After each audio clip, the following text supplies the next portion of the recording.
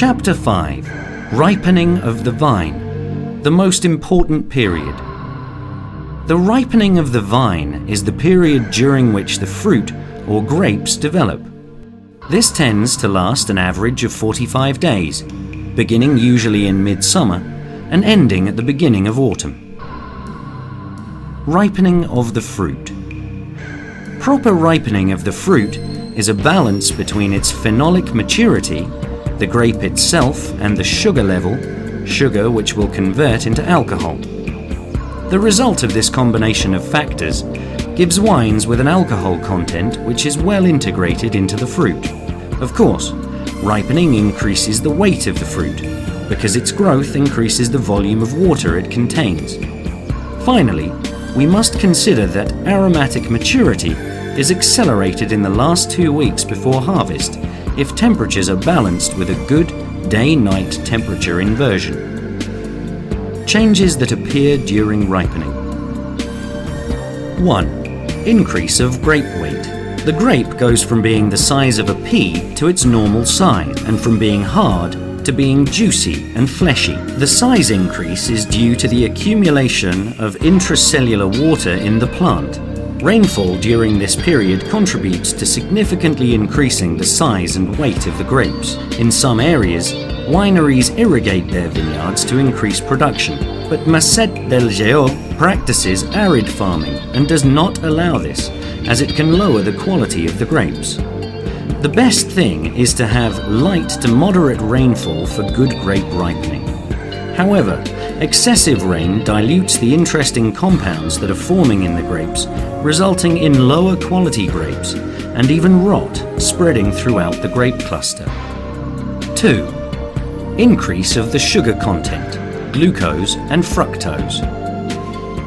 There is a considerable increase in the concentrations of glucose and fructose during the entire period, reaching levels generally close to or above 200 grams per litre. Exposure to sunlight is essential for the synthesis of sugars. The sugar content in wine results in the ethyl alcohol content. Per each 17 grams of sugar, the wine will produce 1 degree of alcohol during its alcoholic fermentation. 3. Reduced acidity level. Before the summer, the grape is extremely acidic, during which period the levels decrease gradually until they reach about 4 to 6 grams per litre total acidity in the form of tartaric acid. Less sunny summers, which are more typical in the northern European countries, help to give a higher acidity than in the dry and warm summers of southern European countries. The ripening ratios for acidity and sugar concentration levels are the most important when it comes to determining the optimum time for harvesting the grapes.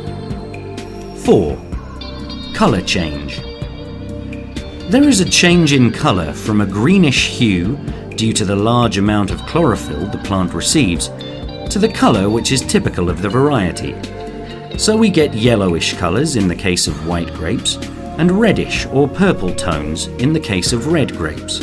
Throughout this period, the grapes increase their concentration in polyphenolic substances, which give the wine its taste and smell, and especially its tannins, which are substances that make up the compounds of the grape phenols.